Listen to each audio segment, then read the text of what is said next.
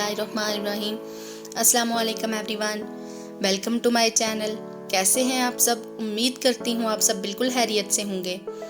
तो आज मैं बनाने जा रही हूँ देसी मुर्ग कढ़ाई देसी घी के साथ। तो इसके लिए मैंने 1.5 किलो चिकन लिया है। इसमें 3 मीडियम साइज़ के टमाटर क्यूब में काट के ऐड कर दें, 3 मीडियम साइज़ के प्याज, कुछ लहसुन के जवे और हरी मिर्चें इसमें शामिल कर दें। इन सबको प्रेशर कुकर में ऐड करके थोड़ा सा पानी भी शामिल कर दें। 1 टेबलस्पून से थोड़ा सा कम मैंने इसमें नमक शामिल किया, 1.5 टीस्पून लाल मिर्च का पाउडर।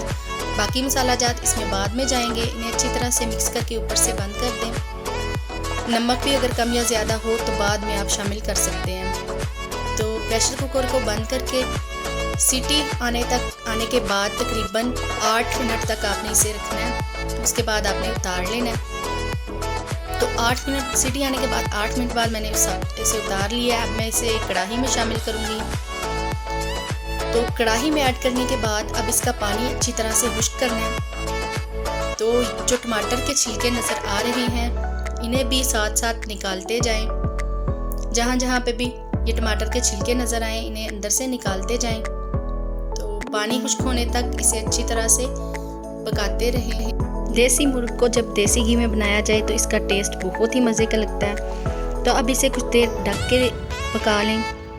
तो जब पानी खुश्क हो जाए तो इसमें 1 टीस्पून खुश्क धनिया पाउडर, 1 टीस्पून ज़ीरा पाउडर, 1 टीस्पून काली मिर्च का पाउडर और एक से थोड़ा सा कम जो है वो गरम मसाला पाउडर शामिल करें। और इसमें 1 अदद लेमन निचोड़ लें। अगर आपके पास दही मौजूद हो तो लेमन निचोड़ने की ज़रूरत नहीं है। मेरे पास दही मौजूद नहीं थी, इस वक्त दही मौजूद नहीं था तो मैंने इसमें लेमन इस्तेमाल किया है। तो अब इसमें मैं 2.5 टेबलस्पून जो है वो देसी घी के शामिल करूँगी।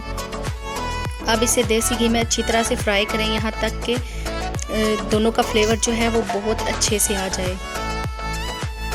तो इसे अच्छी तरह से फ्राई कर लेने के बाद अब अगर आपको इसमें पानी डालने की ज़रूरत महसूस हो तो आप थोड़ा सा पानी इसमें शामिल कर सकते हैं। अगर आपने ऐसे ही रखना है तो आप ऐसे भी रख सकते हैं, लेकिन मैंने इसमें थोड़ा सा और पानी शामिल किया था। तो पानी शामिल करने के बाद 5 से 6 मिनट तक इसे मज़ीद पका लें।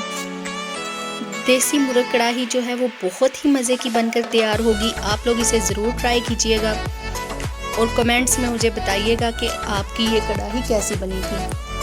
तो थोड़ी देर के लिए इसे फ्राई कर लेने के बाद जब इसका थोड़ा सा पानी और खुश्क हो जाए तो इसमें धनिया छिड़क दें।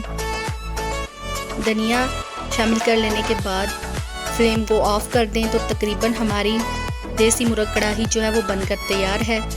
तो उम्मीद करती हूँ कि आपको मेरी आज की ये वीडियो पसंद आई होगी। अगर मेरी वीडियो पसंद आई हो तो इसे लाइक करें, मेरे चैनल को सब्सक्राइब करें और आगे दोस्तों के साथ भी शेयर करें। वीडियो देखने के लिए बहुत बहुत शुक्रिया। नेक्स्ट वीडियो तक के लिए अल्लाह हाफिज़।